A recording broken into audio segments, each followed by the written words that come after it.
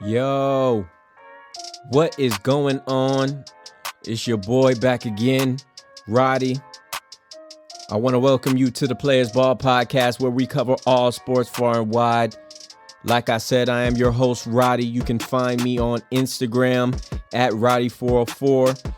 You can follow me on Twitter as well at Roddy Remastered. But more importantly, you can follow the podcast on Instagram at The Players Ball. You can also follow us on Twitter on the podcast at The Players Ball 1. And then you can find us on YouTube and SoundCloud searching up The Players Ball Podcast. We're getting, the YouTube and everything right so we can get the visual pod in for y'all. So that's being exciting, to get that worked out, and as well as getting the stuff on Apple Music and, Google Play Store and, all that jazz. So we definitely appreciate y'all for coming back. Got a loaded slate today. We'll see if we can start with, the most recent competition that we had, seeing as we are recording this on Wednesday night. The Champions League, they concluded their semifinal round. The second legs were played for both teams. And I honestly thought that this was one of the rounds that I enjoyed the most. I honestly think that the competition this year has been a little dry. I'm not going to lie. And, it's really because I feel like a lot of the players are burnt out. Like playing these so many games in succession and having, not the same time to have training and, have recovery and have all that different type of stuff, I think is really affecting them. So I'm glad that these two ties were great. I think the better two teams are actually in the final, with that being Chelsea and Man City, two English teams. Second time in the past 3 years that is going to be two English clubs setting up for the final. The last time was, obviously Tottenham and Liverpool. But I mean, again, this is just a flex for the EPL, right? The Premier League is clearly head and shoulders above every other league. I don't think that every other league, doesn't have talent or is like a scrub league. You can find some talent in any league, in Europe, in the major five. But just as far as like consistency from the top of the table to the bottom of the table, I feel like, the Premier League is putting out the best product year in and year out. And I mean, this is just only a result of that. So in terms of, their dominance so far, they have the potential to go into a all English UEFA final. Like Arsenal is, potentially going to get into the Europa League final as long as they handle business, as well as, United. They smashed last week. They smashed Roma. So Roma super scrubby, unserious. Like they not ready for it. So I can't see a world where United doesn't advance in that capacity. But I mean, it should be, again, the dominance of the English Premier League. I mean, it's unfathomable, how year in and year out, like I said, from top to bottom of the table, they can consistently put out that product, so in terms of the final, I feel like the edge might be the City, just because they have, to me, the better coach, not by a significant margin, but I think Pep is definitely a better coach than Tuchel. I don't even think that's really much of an argument. It's close, but I don't think it's really debatable. And they have the better players. I mean, Foden's been amazing. De Bruyne has been amazing. My guy Gundogan has been playing absolutely out of his mind. The defense is very solid too. So, I mean, I really think that they're the most equipped team to win this match. But with this being, a winner take all situation, I'm gonna take Chelsea, man, and that is my official pick. You can bank me on that. I'm taking Chelsea, just because I feel like even though City is, gearing up to be, 3-time trophy winners this year. And yes, I said 3-time trophy winners, not treble winners, because the treble is FA, Champions League, and the league, not, Carabao or anything. It's cool, but, you need more people. We ain't acknowledging that. All right. So, with City being in the position to bag, these trophies and having, these extended periods of, more games, seeing as they're going in deeper competitions. I just feel like that they're going to be a little bit fatigued. They're also going to maybe underestimate Chelsea because, let's look at it. Chelsea got the better of them just recently in the FA Cup, and we didn't necessarily feel like, Chelsea was the favorite in that matchup either, right?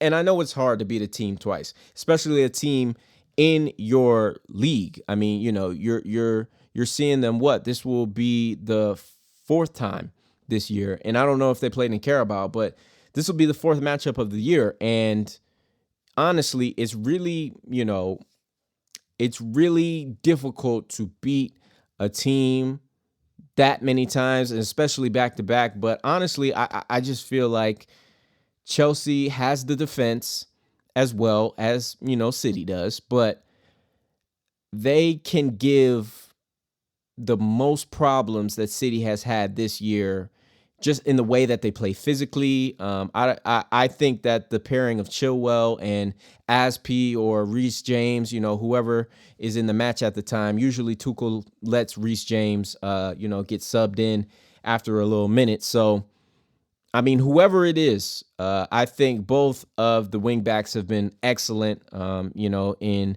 both the quarter and semifinal. So I expect nothing less from them in the final. And I just think that, the midfield of Conte and Jorginho, even though I'm not the biggest fan of Jorginho, I feel like Conte, I mean, he's been man of the match for both legs of this semifinal. So, like, you expect him to produce in the final as well. And with that being said, it's really easy, to just, like we said, pick City and see that they have the more talent and everything else. But I mean, man, they're really going to get a challenge from Chelsea. I think that'll be their biggest challenge, not only in the league, but they'll be their biggest challenge, in the final as well, just because of how they match up with them. So, you can put me on record. My pick is Chelsea. I'm just going to take them on the money line probably. We'll definitely have that play out for y'all. Definitely go and follow us on our Twitter. Make sure you're getting all these plays because we're giving out money, y'all. We're really winning. And, every pick is not a winner. I'm not perfect. I understand that, but if I'm getting more picks right than I'm getting wrong, that means we're in the black. Simple and plain. So go follow Twitter for that. We'll definitely have some wagers up for the final. But hey, man, it looks to be something interesting. And it looks to be Pep's newest chance to finally say, man, I don't need Messi. And not that he had to prove that, because he's been very successful, outside of the Champions League without Messi, in his success in the best league in the world. I just think that he wants this for himself, though, personally. Like, it might not be, the prettiest, path to it, with the losses that he had with Bayern. But at the end of the day, man, if this guy pulls it off, he's going to be, considered as one of the greatest managers of all time. Like, and that's not even debatable. Like, that is for a fact. He will be amongst one of the greatest managers of all time. So hopefully that happens. Hopefully we can get that. So, we can have his legacy be cemented. And then, that would be extra dope. And I would love that for him being a Barca fan. So, yep. Champions League final, hoping for chaos so we can get some slander off on the podcast page as well. But again, follow us for our picks. We'll have them, whenever we get them up. But yes, sir, that is what we got for our Champions League. All right, man, let's get into some news. Honestly, it's been a little slow this week. Nothing popping off, but we've had an eventful past 2 weeks. You know what I'm saying? So we deserve a week off of some high blood pressure and, cholesterol and all that stuff. All right, so getting into our first topic. I mean, unfortunately, we reported on this on Tuesday, but, we got some confirmation back on Wednesday that Tyrese Halliburton of the Sacramento Kings, he'll be out for the season with a knee injury. They didn't find any ligament damage, which is the best thing, but, seeing as he, really just landed so awkwardly and it looked really bad, I think they're going to try to keep their young rookie out of harm's way. The Kings have a chance, but it's looking like that. Okay, so I think this is a good move by them. I mean, it's the smartest thing they can do. They're pretty much handcuffed with this situation. So best of luck to him. Prayers to him, and I hope he's back next year so we can see him shine. All right. To move forward a little bit, let's get into, and I don't know if y'all heard this, but please go find it if you haven't. RG3 was talking about, the decision of the Minnesota Vikings to take Kellen Mond in the third round as kind of a, backup plan or a replacement plan, or, I don't know what it is yet. It's still early, but that's, I guess, their plan to, move on from Kirk Cousins. And RG3 was talking that to him. You know what I'm saying? Like, he was really in salty mode, to be honest with you. Like, he said that, number 8, and that's what I really took it as soon as he said that. Like, you ain't even gonna refer to dude by his name. You gonna just say like, oh yeah, number 8 he's been collecting checks, he been sitting back, he ain't really been producing like that, and they had to, the organization is paying him all that money. And he didn't say the organization is paying him all that money. Actually, he said he been collecting checks, right? And when somebody say you've been collecting checks, that don't mean that you doing your job. They ain't say you was doing your job. They didn't say that, this is a potential opportunity, you know what I'm saying, for the Vikings to get better and, make sure Kirk is still on his toes. Nah, they saying, look, we been needed to get somebody in here for you. That's what it's signaling to me from RG3, so that, if y'all got some time, go watch that, man, because that junk was hilarious. And he was keeping the straightest of faces the entire time, which made it so funny, because I'm like, man, like, you're really mad still. And I don't blame him because of how the things went down in Washington. Like, he really was really sent out to and I hate using this phrase, but he was left for dead, like, for real, like, by his coaching staff, by his organization. Like, it was just all around a choke job. But that was back when the franchise had a different name. So I guess that's the stench that they hopefully got off of them. But yeah, go get that if y'all can, and see how salty RG3 is, because that joke was funny. I ain't gonna lie. To keep it going though, Aaron Rodgers, he's saying he's intrigued by the option of going to the Raiders in Vegas, which, I mean, to me, it sounds like a god-awful idea, to be honest with you. If Aaron Rodgers is having issues getting along with people, don't think John Gruden and Mark Davis are the best people to go about trying to, mitigate this issue with. But hey, look, I guess that's why I'm not Aaron Rodgers' agent or publicist or whoever is leaking this stuff, because, I mean, it's coming directly from Aaron. Like, you know this. Like, there's no other person that could be potentially saying this. It's coming out pretty frequently.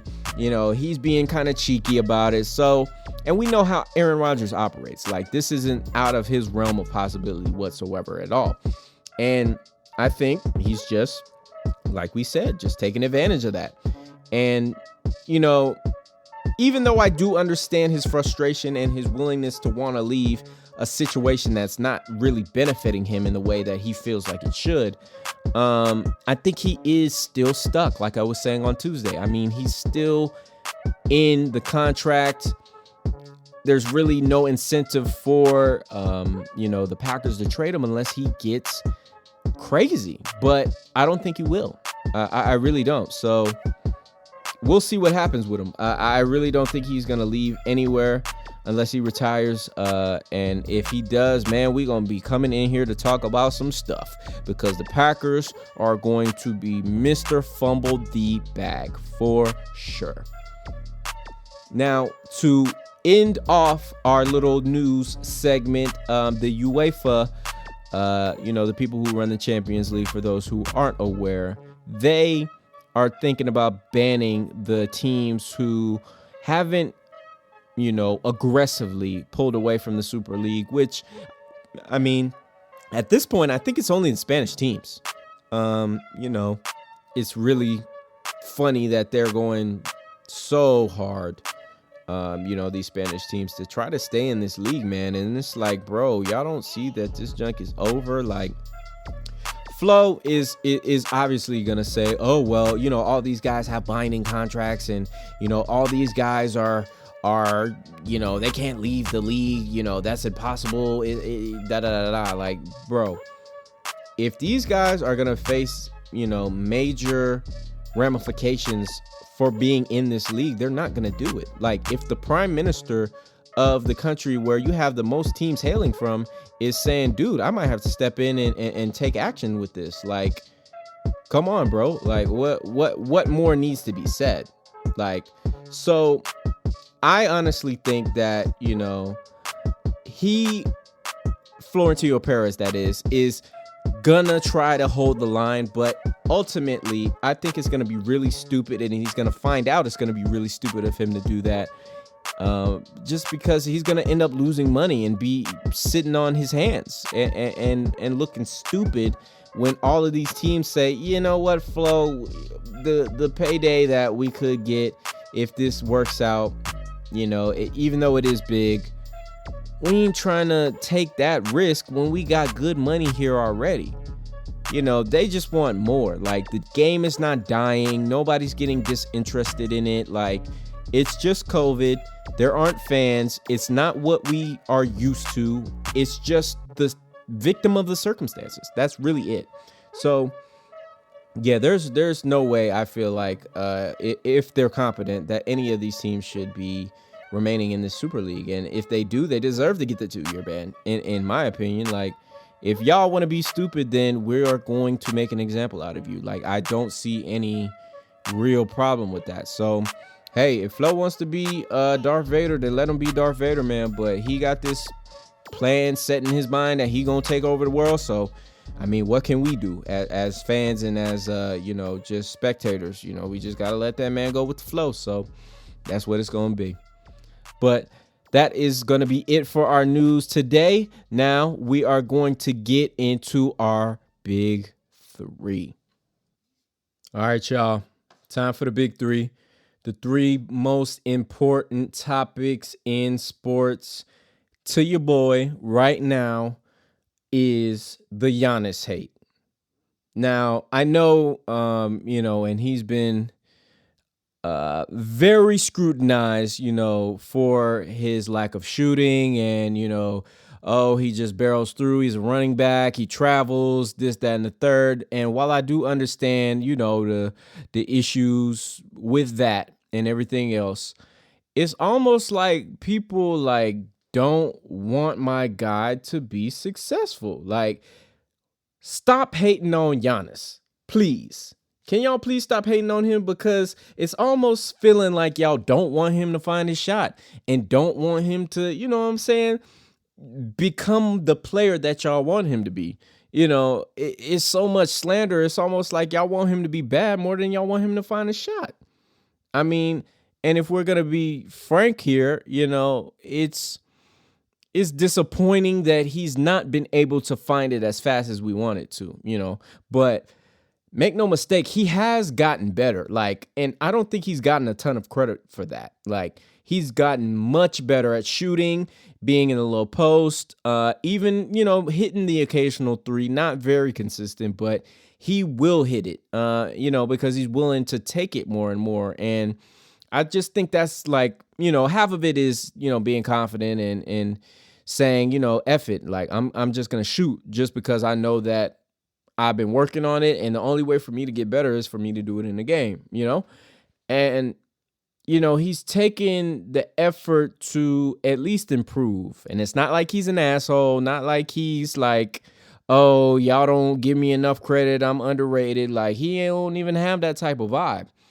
He's just humble, put my head down, time to work, let's go, let's do it. Whatever it needs to be done to get the job done, I'll do it. And I mean, that's honorable, man. Like, I really enjoy watching him, and I'm going to stop giving him so much hell. Still going to give him hell, but not so much hell, because honestly, I think he has brought his team to a level that, early on in his career when he was, just a budding star, I didn't feel like he could carry a team in this way. So hats off to him, man. I'm just saying stop that hate, because what he did in that Bucks series, with the Nets over the weekend, or I think it was during the week as well, it was amazing, man. I really liked how he played, and I really like how he dominated the game. And if I'm the Nets, I'm a little shook. If James Harden's not coming back, that is the potential for a series to be taken to 7 games easily, because I mean, the Bucks have pretty much everything. They have everything that is going to affect, what the Nets like to do, which is score a lot. They got pretty good defenders. Giannis can go out on KD if he needs to, to kind of have that size along with the strength to guard KD, which is, I mean, it's key. It's needed and necessary. So, I mean, ultimately, I feel like if Harden comes back, it'll be a series that the Nets wins. But if there's any issues with that, best believe that Giannis is out to kill. And I think they may get over the hump. I even believe in them more than I believe in Philly, to be honest with you. Like, just the track record of everything not everything, everybody who's over there, and, everything that's been going down with them. I really feel like Philly as well is a team that's like, y'all are good. Y'all have the talent. Embiid is playing very well. Coaching is pretty good. But ultimately, I feel like they might not have enough to get over the hump. And honestly, with the defending, prowess that the Bucks have, and the improved shooting, and, the confidence of the other guys that, has been built over the past couple of years, I really am confident in the Bucks, and I feel like they're going to be a great playoff team this year. Now, to get into number 2, the Houston Astros. Can you believe, for the people who are following this story, can you believe it has already been 4 years since the alleged, cheating scandal happened and went down? Like, to me, that is wild. It's crazy. And it's wild because it feels like these guys have been getting, like, bashed only for a small amount of time. It feels like it's been a couple of years, but, well, it's only been a couple of years since it came out, yes. But even then, like, it just feels like it's still a fresh wound.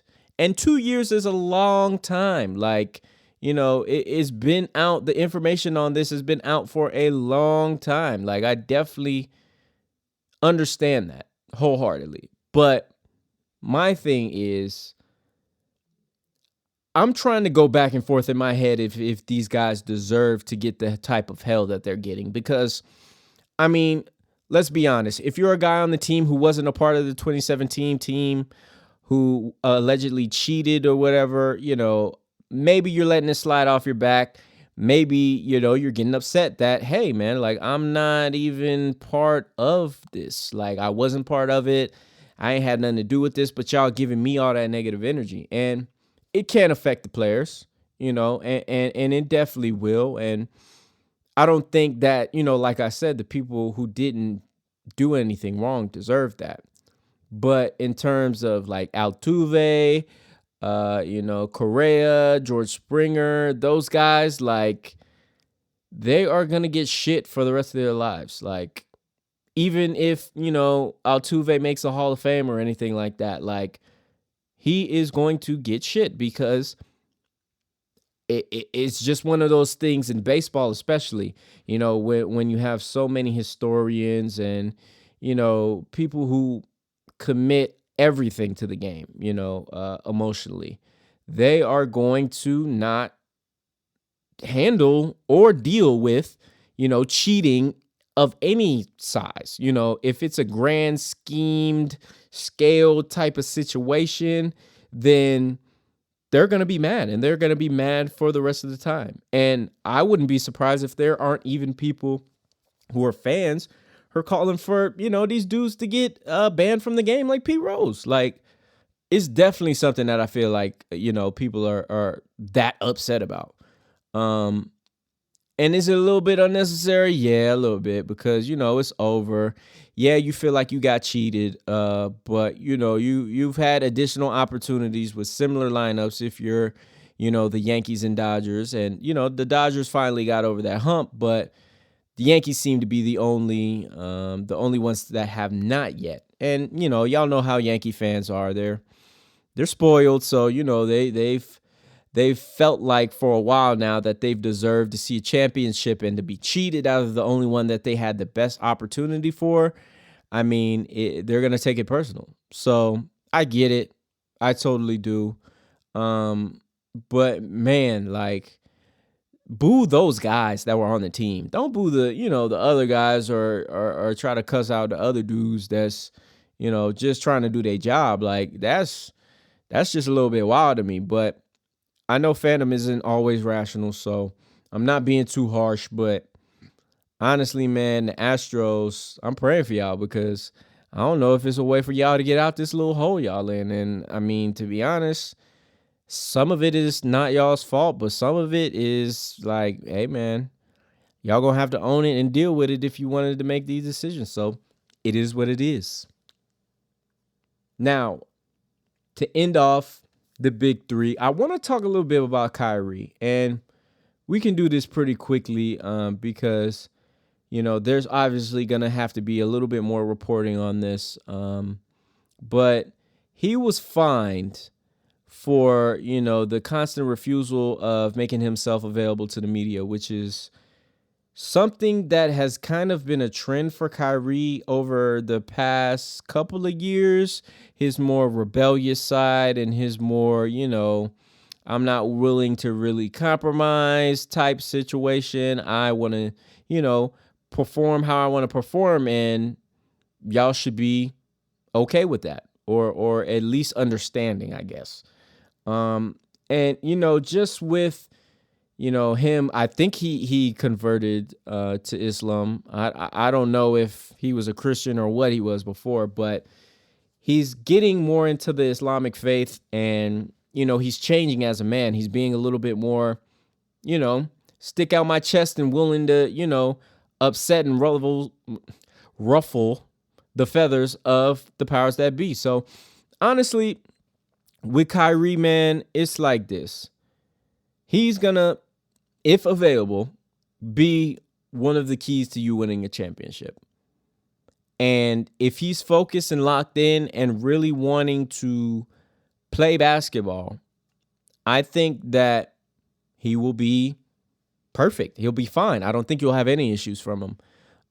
But it just seems that, like, this regular season and this, this new change in his life is definitely done something to him in a way that I feel like personally is good. I think he should buck the system, in some instances. I do understand contractual obligations and everything like that, but I mean, hey, if you want to take your mental health day and you're saying, I'm not really trying to talk to y'all because y'all are just going to do this, that, and the third, I'm not mad at it. If the league finds him, he got it. You know what I'm saying? Like, it's not like this is gonna end anything for him. So I don't know. I don't know what his ultimate objective is. I don't know if this is just who he is and how he's, how he's going to be from now on. But I mean, honestly, Kyrie is one of the most explosive and entertaining players to watch, not only in basketball, but in all of sports. And I want his head to be in the right place more than I want to see him be great on the court. Because at the end of the day, man, you're doing all of this, hopefully for yourself. And if you're not, then you definitely shouldn't be doing it to please Joe Schmo and him, her, and Susie and Q and all of them. So my message to Kyrie would be, man, do your thing, keep your mental in check. And if winning a championship and going deep into the playoffs is what you really want, then just do the maintenance to make sure, and whatever that is, just do the maintenance to make sure that you're ready for action, if possible, when it's time to go. And when it's time, it's going to be time. So, I mean, yeah, we'll see how it pans out. And hopefully, like I said, they can get Harden back so they can have a full-strength squad. But ultimately, it's up in the air, man, and that's just what it's going to have to be.